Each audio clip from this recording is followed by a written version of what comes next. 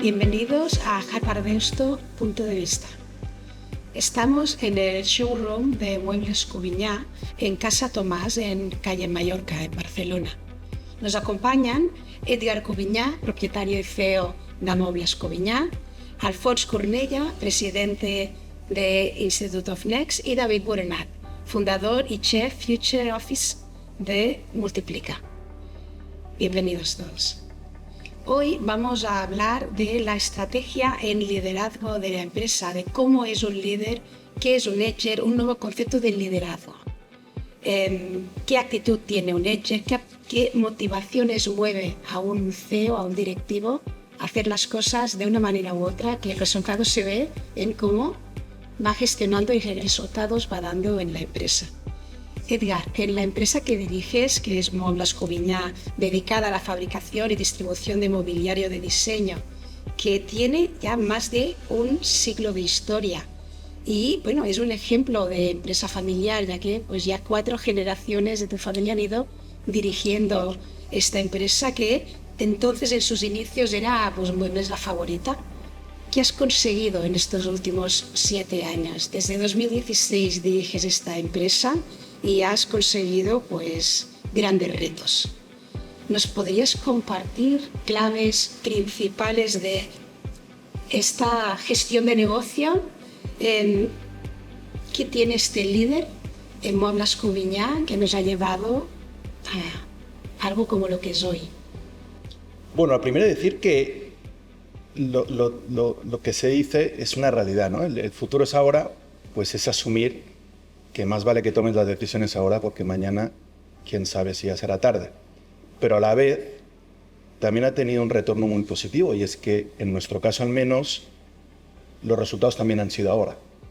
Todo es muy rápido, todo pasa ahora, también lo bueno pasa ahora. Porque siempre lo planteamos desde el punto de vista del reto, de la incertidumbre, de que es ya el futuro, hay que decir ya, hay que hacer ya, pero también los resultados, en nuestro caso al menos, también están siendo evidentes ya. Y eso es algo motivador y es algo que te anima a seguir en esa dinámica de tomar decisiones quizá de una forma más acelerada de lo que seguramente lo hacía pues, mi padre, mi abuelo o mi bisabuelo en este caso, ¿no? ¿Qué he hecho yo en particular?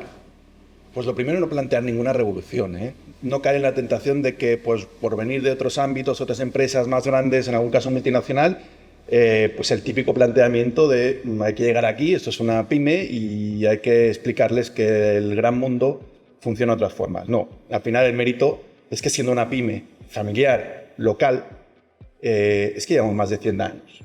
Y eso tiene un valor y un respeto que a mí me infunde y que he tenido siempre muy presente.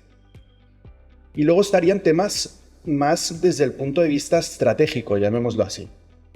No me gusta lo de estrategia, porque al final yo tampoco me he estado 22 horas pensando cuál es la estrategia y me he nutrido de 50 consultores para definirla, sino que he intentado interpretar, pasado la primera etapa, por dónde podrían ir los tiros, por dónde olía que había negocio y por dónde creía que teníamos que ir, y lo he ido probando. Y eso y la estrategia no va tan de la mano. La estrategia es pensar, o en mi caso la estrategia se ha limitado a pensar qué creía yo que era el camino que teníamos que seguir, ¿no? Y lo he intentado. Y en cosas no ha salido bien, en otras no ha salido tan bien. Es el atreverse, el salir de la zona de confort y sí. El haber ido también, es importante el haber experimentado en otras empresas antes de incorporarte en una empresa familiar. Sí, al final sin duda el scope de cosas que he tratado en mi trayectoria profesional y más en mi caso, que he sido yo siempre decía, en catalán decimos aspichar para que pasen cosas, ¿no? Empujar para que pasen cosas. Sí. Ese ha sido mi ADN. Entonces, como mi perfil ha sido ese y no ha sido tanto el especialista, pues he estado en muchas guerras y en muchas batallas, con lo cual todo eso me ha ayudado ahora que cuando he planteado cosas aquí, casi ninguna era nueva para mí. Y más o menos sabía cuál era el resultado en positivo o cuál podría ser el resultado en negativo. Con lo cual, sin duda, eso me ha ayudado mucho, sí. Pues, Edgar, tú nos encarnas un caso práctico de un nuevo líder, podríamos decir de un Edger. Podríamos decir que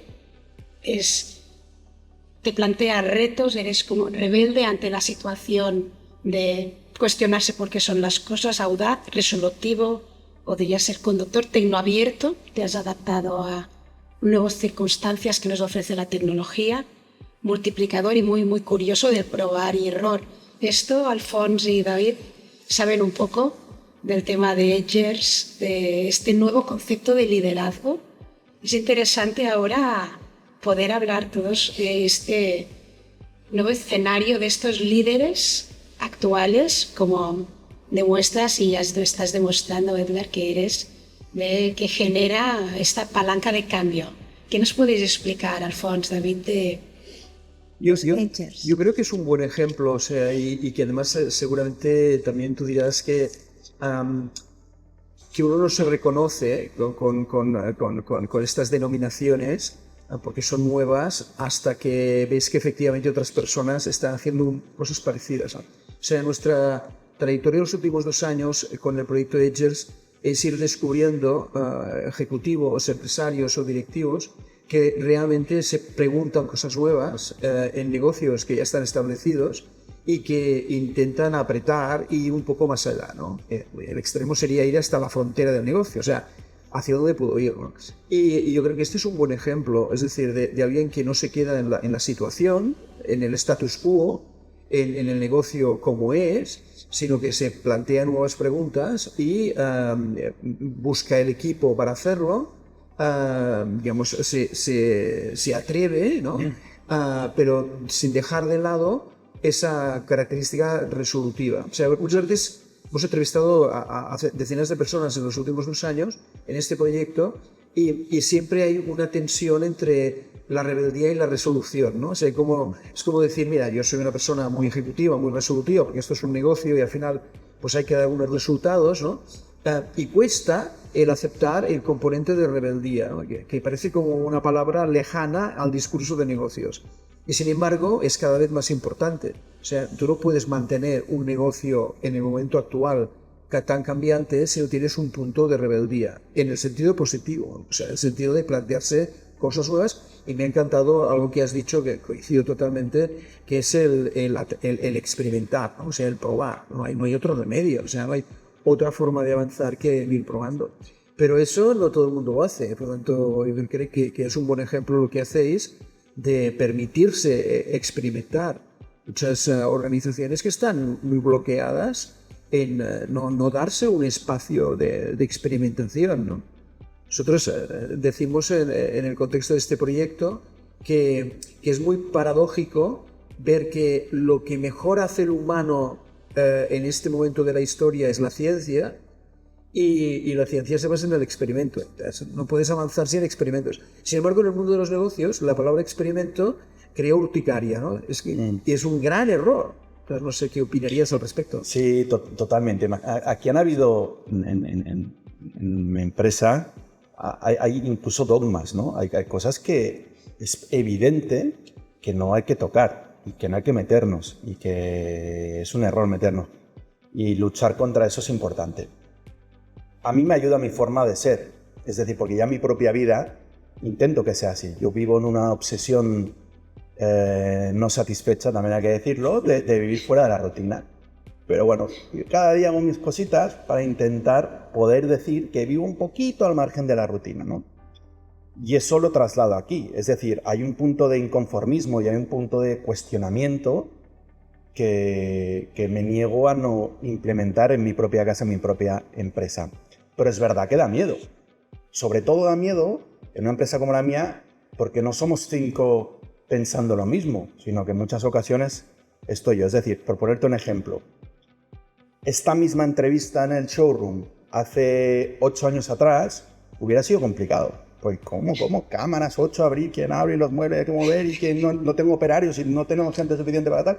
Y aquí estamos, ¿no? Es decir, hablo de un detalle, pero que viene un poco en línea de lo que hablaba antes, ¿no? De ese autoproteccionismo que nos dábamos, bueno, eso es lo que es, esto es lo que funciona y no me nalle mucho, ¿no? Entonces, yo totalmente de acuerdo con lo que dices, Alfons. Lo que veo muy difícil eso sin un ADN que vaya alineado en esto, ¿no? Es decir, yo hace 19 años 19 años ya, 19 años. Joder, ya empiezo a ver a los 19, a los 20, a los 30, que vivo en un barco, decidí vivir en un barco. ¿Y eso qué me aporta? Dentro de esa rutina, por eso decía insatisfecho, porque es una rutina, porque es que no puedo salir a las 11 de la mañana y llegar a las 6 de la tarde, sino que dentro de una rutina, pues yo al menos cada día que entro ahí y que pongo la llave, pues no sé, respiro algo diferente, respiro tal. Entonces, me acuerdo perfectamente hace 19 años cuando se me pasó por la cabeza decir en casa que me iba a ir a un barco, ¿no? Y me acuerdo perfectamente el buscar trasteros donde yo en ese momento vivía en un apartamento, donde dejar todas las cosas. Era como, de hecho yo, con la pareja que tenía en ese momento, habíamos pactado un año. Porque decía, un año, deja un añito, y me dejó un año. Digo, llevo 19, ¿no? No estoy con esa pareja. By the way. Tampoco soy de la rutina. Exacto, por lo de yo que hay en la rutina. No. Entonces, eso sí va con el espíritu. Es complicado y da miedo, pero yo he aprendido a vivir así y he aprendido a perder un poco este miedo, ¿no? Pero si me permites, es que la sensación es que no hay otra. Es decir, el contexto es tan cambiante que esta complacencia en la que muchas organizaciones, producto de precisamente de tener éxito, pues se han instalado, hoy en día no tienen mucho recorrido y al final lo que necesitan es dar paso a unas nuevas generaciones que traen, como tú dices, un ADN distinto para inyectar en la organización una manera de funcionar distinta. Yo te soy sincero, yo no sé si no hay otra. Yo lo que he decidido creer es que no hay otra. Porque si lees un poquito y ves y hueles, dices, ostras, es que esto hay que moverse un poquito aquí, porque tal. Pero no lo sé. Es decir, por otro lado, si a mí yo tuviera la bola y me dijeran lo que ha funcionado durante 100 y pico años, el negocio está consolidado, ha cristalizado y no me nealle, yo quizá no lo haría, ¿eh? Y entonces quizás sí que lo de la rutina de irme a las 6 y no irme a las 11 lo haría. Ante la duda, yo he optado por dar un paso adelante y por dar por hecho que o cambiábamos cosas o podríamos tener problemas. Pero quizá la parte negativa que yo veo en esto es que, al menos en mi caso, yo lo hago, si me permites, por miedo, te diría. Honestamente, hay un punto de miedo, de incertidumbre del mercado y el online y no sé qué. Entonces, bueno, me voy a mover. Pero no lo hago tanto, y quizás eso no está muy bonito dicho, pero no lo hago tanto por la ilusión de, o por el proyecto de, o por la estrategia de. Lo hago, eso es verdad, por un denominador que hay un punto de incertidumbre, que la incertidumbre y el miedo van bastante de la mano, ¿no? Bueno, nosotros le llamamos adaptación. O sea, al final la idea es, tú tienes que saber leer, tienes que tener los ojos abiertos, entender qué está ocurriendo a tu alrededor, o sea, no quedarte con una visión dogmática, como has dicho. O sea, no es el mundo es como yo creo, sino el mundo ha cambiado, es de otra forma, y tú tienes una actitud adaptativa, o sea, te adaptas y las circunstancias te obligan a ir cambiando. Yo te preguntaría, insistiendo un poco en algo que ya has dicho, para mí creo que es muy relevante, el gran enemigo de todo esto de lo que estamos hablando es el día a día, ¿no? Entonces, mucha gente lo que nos dice es el día a día no me deja, es como una especie del gran demonio, ¿no?, de cualquier tipo de transformación. Entonces, es cierto que hay un ADN, una forma de ser, como ha dicho David, las organizaciones necesitan ese tipo de personas que las tendrán que estimular, pero si tú tuvieras que decir qué has cambiado del día a día de tu organización para permitir un poco de cambio, ¿qué dirías? ¿Cuál sería algún elemento? ¿Hablas desde el punto de vista de recurso actitudinal o desde el punto de vista de negocio? Como organización, ¿cómo te has permitido hacer cosas nuevas sin que el día a día, la forma de hacer, te domine? Bueno, lo primero es con más equipo. Es decir, es imposible abarcar todas las ideas que tienes en la ducha por la mañana sin tener un equipo que cuando llegues aquí empieces a vomitar todo lo que vomito sin nadie que te lo sigue. Que ya me cuesta, ¿eh? Porque claro, al que le vomito esto, es que ayer le vomité 3 cosas más, ¿no? Pero lo primero con equipo. Lo segundo es con más convencimiento, con más seguridad nosotros. Es decir, nosotros nos planteábamos o tocábamos muy de refilón el tema oficina, que es una batalla, a nivel de márgenes, a nivel de montaje, es el mundo de la oficina, del mobiliario de oficina, de espacios de trabajo, tal, pero hay una realidad, es que el sector de coworkings, pues ha habido un incremento tremendo en estos años, ¿no? Con lo cual, no me contenté en dejar pasar eso por ahí. Y al final dices, bueno, pero es que yo llevo 100 años sirviendo muebles y al final servir esta butaca o una silla operativa con ruedas y un brazo regulable que cumpla normativa para la regulación lumbar, pues tampoco estamos tan lejos, que no estamos pasando de vender butacas a vender microninos de átomo, ¿no? Con lo cual hay un punto de decir, pero ¿por qué no? ¿Por qué no? Y luego ya entran muchas otras preguntas, ¿eh? El margen, el retorno, los riesgos de cobro, la dimensión que necesitas a nivel de equipo de montaje, instalaciones, vienen muchas preguntas, pero la primera que te haces es ¿por qué no? Y en mi caso, como tengo la enorme suerte de tener un bagaje de muchos años detrás, pues también me he permitido o me he sentido con el deber de arriesgar, porque es que no venimos de ayer y estamos innovando mañana, es que venimos de antes de ayer. Entonces, hombre, quizá que me lo empiece a creer ya y que demos un pasito adelante, ¿no? Bien. Hay un elemento que sale muy frecuentemente en estas conversaciones, que es la importancia de la tecnología, ¿no? O sea, si tú crees que ha cambiado, en vuestro caso, la percepción que tenéis de la tecnología, desde una mera herramienta, está allí para usarla cuando lo necesito, a algo que va a cambiar mi negocio. Incluso un negocio como el vuestro, que tampoco, digamos, tiene como elemento sustancial la tecnología, como podría ser una operadora de telecomunicaciones. Sí. Pero en vuestro caso, ¿cuál es el rol que ha tenido la tecnología para esa transformación? Claro, en nuestro caso es curioso porque vienes estamos hablando de un negocio muy tradicional, ¿no? Y donde nosotros lo que defendemos es el espacio físico, porque al final comprar esta butaca o ese sofá sin probarlo es complicado, pero aún así eso ha sido un reto para nosotros. ¿Cómo o qué hemos entendido que era fundamental en esto? Primero, a nivel de sistemas internos, es decir, aquí el Business Intelligence no existía. Era imposible, pero vamos al básico, de saber si vendíamos más sofás de 3 plazas o de 2 plazas, por poner un ejemplo. Y ahí nos hemos dotado de recursos para que algo de analítica podamos tener. Y por otro lado, y esa es la parte más importante, es el tema de la comunicación, ¿no? Es decir, por un lado, entendíamos que o estábamos online a nivel de comunicación y marketing y publicidad o no estábamos, entendíamos que o teníamos una web mínimamente actualizada o no estábamos. De hecho, ahora estamos con la tercera versión ya de la web.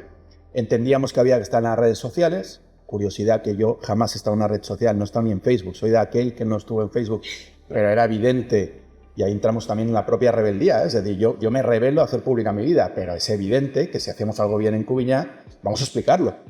Porque si la gente lo escucha, volvemos a lo mismo, no es estrategia, es sentido común. Si vamos a poder conseguir comunicar que hacemos cosas y las hacemos muy bien, pues seguramente haya más gente interesada, ¿no? Y luego la parte, el famoso issue del e-commerce, en nuestro caso, ¿no? Es decir, ¿somos capaces de vender sofás de 5.000 euros online? Difícil. Pero claro, resulta que aparte de sofás de no sé qué importe, también vendemos las 4 sillitas de la cocina o vendemos la butaquita baratita para la segunda residencia del apartamentito, donde pues estás hablando de otros niveles. Y ahí seguramente sí había un espacio para nosotros. Nosotros, en nuestro caso, por aquello de separar las cosas y también separar productos, lo hemos decidido hacer con otra marca, con otra plataforma, independientemente de lo que es Cubiñá. Pero nos hemos metido ahí. Es decir, no nos hemos contentado en pensar que eso no va con nuestra definición de negocio. Sí va con una parte de la definición de negocio, con lo cual vamos a explorar una vez más, vamos a probar y vamos a desarrollar esta plataforma.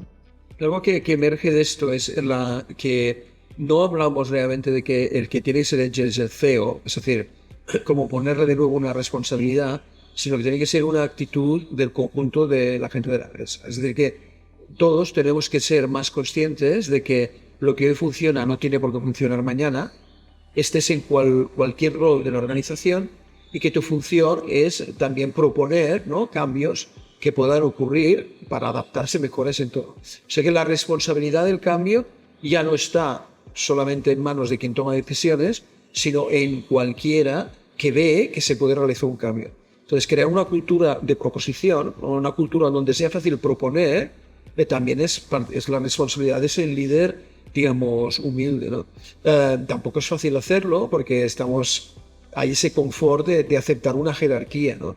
Pero romperla y darse cuenta de que más ojos que miran son más inteligencia en la organización, y que por tanto la función de ledger no es el que está arriba de todos. Esto recuerdo que nos lo dijo la presidenta de Juan Valdez, ¿no? La gran cafetera colombiana, que ella utilizó la expresión, bueno, edgers hacen edgers, ¿no? Y por tanto, cuando tienes en tu organización una cultura, una actitud general de vamos a proponer, vamos a hacer, vamos a probar, vamos a experimentar, esta cultura se transmite a mucha más gente. Entonces, la función del ledger es crear un entorno ledger, no es ser un ledger, entonces se quedaría ahí. Y es que raro, lo verían los demás. Evangelizar un poco su modelo de hacer las cosas también. Si no transmiten que su equipo puede participar, pues... Sí, y hacerlo bien, porque mira, ayer hablaba con el CEO de una farmacéutica y me decía, o sea, estaba totalmente de acuerdo con este planteamiento, pero totalmente de acuerdo, pero dijo, pero mi gran problema es lo que decíamos antes del día a día, es decir, que la gente la tengo al límite, ¿no? Porque el día a día es muy exigente. Yo le preguntaba, pero entonces lo que hay que hacer es cambiar el día a día. Le digo, sí, es que es lo que hay que hacer. O sea, porque con un día a día que sigue siendo muy rutinario, muy procedimental, muy, casi digamos, del compliance extendido a cualquier actividad que haces, el tiempo que puedes dedicar a hacer cosas distintas tiende a hacer, ¿no? Es decir, que tú puedes ser un edger, pero si no creas las condiciones, ¿no?, para que puedan ocurrir esos cambios, y yo creo que la revolución que viene es el cambio del día a día, y posiblemente aquí habrá tecnología, o sea, tecnología para cambiar tus rutinas y dejar de hacer cosas que a lo mejor ya no tiene sentido que las hagas, ¿no? y que deben hacerse solas. También esta semana, hablando en otra empresa del sector más tecnológico, ¿no? Bueno, o sea, no recuerdo cuántas personas del equipo estaban todo el día dedicadas a llenar papeles. O sea, llenar papeles de proyectos de investigación, etcétera, etcétera, ¿no? Pero me pareció una barbaridad, ¿no?, de rutinas que se hacen extraordinariamente farragosas y que no aportan mucho valor, pero que están allí, ¿no? Entonces, tenemos realmente un gran problema en el día a día. El tema es que cuando nos liberemos de tiempo, vamos a necesitar aprender todos a hacernos buenas preguntas, a pensar estratégicamente, lo cual no es tan trivial como parece. Bueno, tú has dicho la palabra comodidad, o sea que la rutina de cierta manera también te da un entorno de comodidad. O sea, sabes cada día cuando llegas aquí qué es lo que tienes que hacer, ¿no? Eso es terrible. Sí, hay un punto, yo creo, que potencia todo esto que estás diciendo, o que puede ayudar a potenciar esto, que es la ilusión. Es decir, si al final tú estás ilusionado en tu organización, te sientes respetado, te sientes significado, es muy probable que salgas, cojas la moto, vayas para casa y en un semáforo que está en rojo pienses que ese proyecto hay que enfocarlo con unas cortinas rojas. Es decir, que al final el vivir y el sentir la organización, o sea, las mejores ideas no suelen salir a las 11:30 al mediodía de la mañana cuando ya estás en absoluta plenitud. O al menos en mi caso, suelen venir pues o en la ducha o cuando estoy aquí solo a las 7 de la mañana, que aprovecho para ponerme al día en unas cosas, que es donde tengo esa efervescencia en ese momento de que el teléfono no suena de tal y que yo estoy con ganas de volcar y vuelco cosas, ¿no? Con lo cual yo creo que la tecnología, como tú decías, sin duda va a ser una de las palancas, y la otra es seguir trabajando en lo que hemos mencionado, ¿no? En esa cultura de empresa donde cada uno sienta una parte suya, o que esa empresa tiene una parte suya.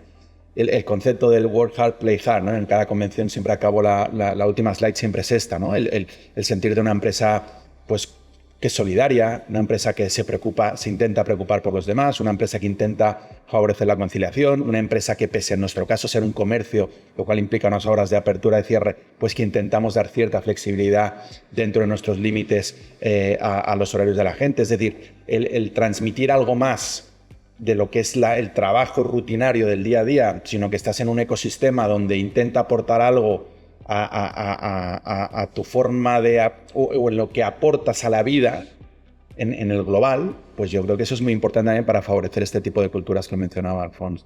A mí hay un concepto que me gusta, que es el de conseguir que las organizaciones tengan alma. Cuando esto lo consigues es cuando de alguna manera provocas, ¿no? Que las personas quieran vivir en la organización, ¿no? El alma viene creado por cada una de las personas que vienen desarrollando su papel según lo que el líder les instaura un poco, les contagia. Resumiendo un poco ya para ir cerrando, ¿cuáles son las cualidades que hemos ido nombrando a lo largo de toda esta charla de este CEO que triunfa en un entorno como el de ahora? Cambiante, tecnológico, rápido. ¿Cómo debe ser este CEO? Arriesgado. Tener un punto de inconformismo. No tener miedo a lo que pueda pasar y tener claro que lo mejor que puedes hacer es actuar. Porque si actúas, te pueden pasar cosas malas, pero te pueden pasar cosas muy buenas. Entonces, ante la disyuntiva de me quedo y sigo o sigo, tú sigue. Porque si resulta que todo esto de la incertidumbre y el futuro y tal es así, es decir, que estamos claramente en un futuro más incierto, pues créate tus propias certidumbres y desarrolla aquello en ese momento que tú crees que te va a potenciar certidumbres, por si pasado el tiempo efectivamente se cumple esa incertidumbre y de suerte que tome esas decisiones en ese momento, ¿no? Aquí, ahora, y no le des más de una vuelta y media, no me atrevería ni a decirte dos. Eso es un poco en el trabajo que hemos venido haciendo del tema Edgers. Hemos concluido que el líder del futuro tienes que tener 7 atributos. Uno, y son cosas que han ido saliendo, el de rebeldía por atreverse, el del inconformismo que tú decías, Edgar, el de la audacia porque le añade 2 rayas de ambición en todo lo que hace, el de conector porque conecta la tecnología, el negocio, el pasado con el futuro, de alguna manera construcción de puentes. Hablamos de multiplicador, el de multiplicar los equipos. Hablamos también de tecnoabierto, porque le perdíamos el miedo a la tecnología, al contrario, vamos a buscarla. El de ser un doer, ser mega resolutivo. Y luego esta actitud de turista, de curiosidad, de explorar, vamos a decir, disciplinas incluso que van más allá de nuestros ámbitos de expertise para de alguna manera luego ir conectando puntos para plantear cosas distintas, ¿no? Sí, y yo para añadir diría que lo que hemos descubierto es que palabras que habían sido tabú en el mundo de los negocios se convierten en imprescindibles, ¿no? Como la palabra rebelde, ¿no? O sea, hablar de rebeldía o experimento, ¿no?